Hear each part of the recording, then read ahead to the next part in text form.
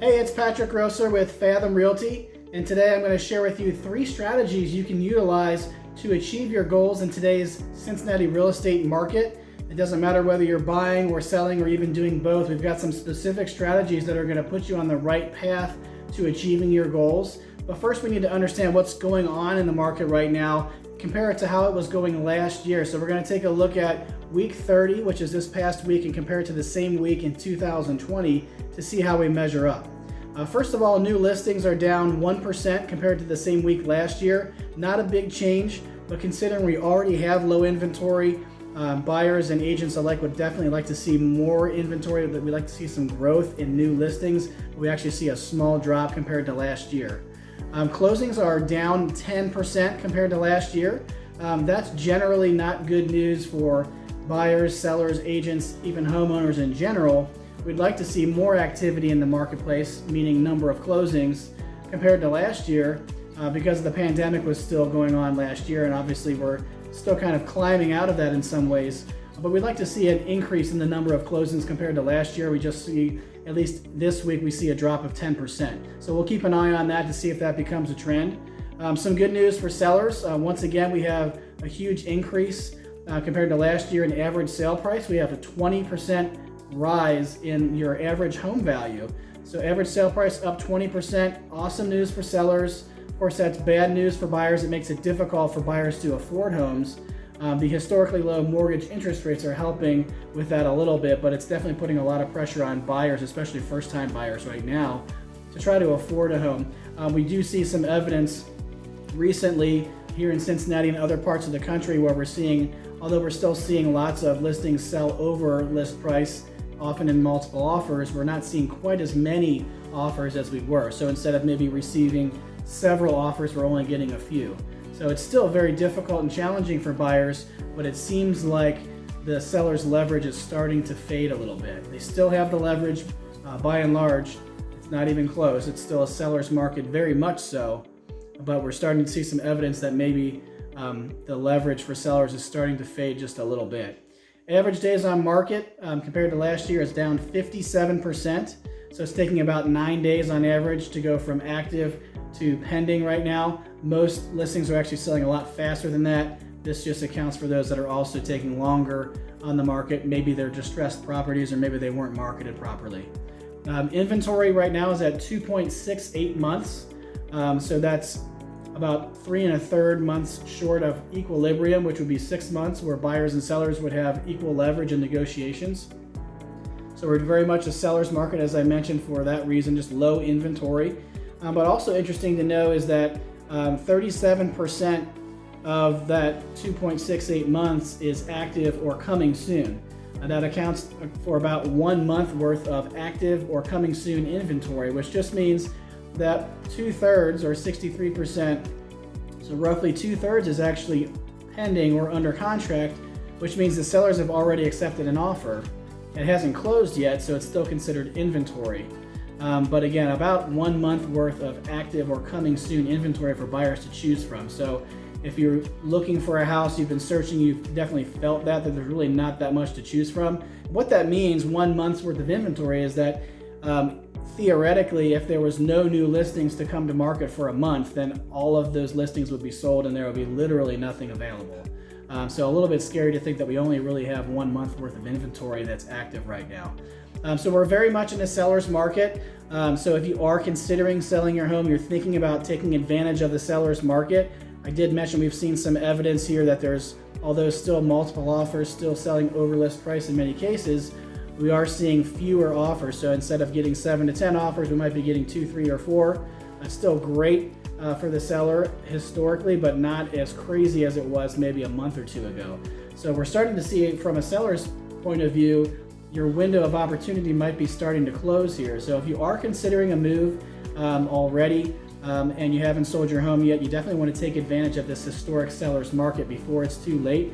One thing that a lot of sellers are doing, because the market is hot and in their favor, they're taking the wrong approach, in my opinion, and they're trying to do less marketing, maybe trying to do it themselves. They're certainly, it's within their rights to do that. They can do whatever they want with their home and their sale, of course.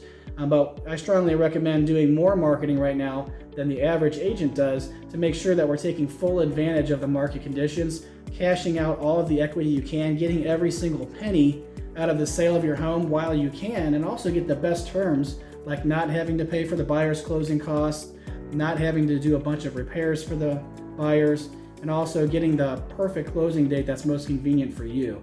Right now, if you're selling your home, you should get absolutely everything you want because it's possible with the market conditions right now. But you do need to find the right types of buyers that will be willing to give you those price and terms. So what we do is called target marketing. If you'd like to learn how that works, what that is, why it's more effective than the average marketing that most agents do, click the link, patrickgrosser.com/sell. Now when you click that link, it's an educational video only. We're not trying to sell you anything. We're not going to try to swipe your contact information. It just explains what target marketing is and how it works. The basic idea is that we're not just marketing to the general public. In addition to that general marketing, we're actually proactively targeting the types of people who would be most willing to pay you a premium for your home because the features of your home match what they're looking for exactly. So we do demographic research based on our clients' homes features, and we figure out what types of people would consider our clients' homes to be their dream homes. And if you can think about it from that perspective as a buyer, of course you're willing to pay more and give better terms in your offer if it's your dream home compared to if it's a home that's kind of a compromise that maybe needs a little bit of work to make it what you want. If you found exactly what you wanted, you would fight for it. Of course, not literally, but in terms of your offer, you would fight other buyers, and we want to try to find not only one of those types of people, but several of those people so we can get them in the bidding war so that you as the seller can get optimal price and optimal terms. And that's how we do that through the process we call target marketing. If you'd like to learn more about that to see if it's a good fit for you, go ahead and click the link, patrickgrosser.com/sell. Now, if you're looking to buy a home right now, if you've started to search, you know there's not much to choose from. And when you do find what you're looking for, it's difficult to get it under contract because there still are multiple offers in many cases. There's lots of strategies that we can help you with. If you're curious about that, you can reach out to us. You can schedule a call with us to get some of those open market strategies, going about the buying process the traditional way. But you might want to consider another option, which is to look at off-market opportunities, try to find an unlisted home. So you might want to target some of the neighborhoods that you'd like to live in where maybe there's nothing for sale right now. But if someone would be willing to sell their home and it was a home that matched what you're looking for, it might be a great opportunity to try to buy that at a fair price and get fair terms so you don't have to compete with a bunch of other buyers on the open market. So you'd like to get, if possible, pre-market access to those types of homes. Well, that's exactly what we do for some of our clients who express interest in that approach. They don't completely abandon looking on the open market, but they also consider off-market opportunities to try to find an unlisted home, and we just advertise on their behalf. We figure out through online and offline advertising which homeowners rather, are interested in selling off market, figure out what kind of price they're looking for, what kind of timing they're looking for in their move, and we match up the features of their homes with the needs of our buyers. And if everyone's willing to do so, we can walk them through the showing and offer process off market. We don't have to go on the open market in the MLS. We don't have to compete with a bunch of other buyers. In this case, we're actually just representing our buyers, and the sellers are effectively for sale by owner. They're just never listing it. They're just making a deal off market. So if you'd like to learn how that process works, and if that would be something you want to consider and learn more about, go ahead and click the link, patrickgrosser.com/unlisted. Again, that's an educational video. We're not going to swipe your information. We're not going to sell you anything. Check that out if you want to learn more about how to capitalize on some off-market opportunities as a buyer. Now, if you'd like to consider buying and selling at the same time, you're trying to navigate the logistics of that. It can be very difficult to figure out whether you should buy first or sell first, or maybe buy and sell all simultaneously, try to line everything up. And depending on which path you choose, the financing is going to be a little different. So you definitely want to get a game plan in place before you even get started, whether you're going to be leaning towards selling first or buying first. And one thing you can do is try to get educated on your options. We put together an educational video on all the traditional options and also a new solution we call the bridge solution that can help you to navigate what's best for you, buying first, selling first, or doing both at the same time, looking at all your options financially and also with the logistics. Go ahead and click the link there, patrickgrosser.com/bridge. We actually have a client that recently closed on the purchase of their new home. They were able to actually sell their home for more than they thought they would be able to And they were also able to stay in the home, rent it back month to month. They were able to take the cash they got from their equity in their home, and they were actually able to pay off some old debts and trade up to a better loan to make their offer on their purchase more attractive. So what they were doing before is they had a loan that was less desirable to sellers. We got rejected in 3 offers in a row, even though they were offering way over list price. And then once we were able to trade up to a better loan that was more attractive to the next seller, we won in a multiple offer situation. They got the house that they wanted, and they were also able to get themselves in a better financial position. So they just were able to compete better with other buyers because they put themselves in a better financial position by utilizing what we call the bridge solution. So it's not for everybody, but for them it was a perfect fit.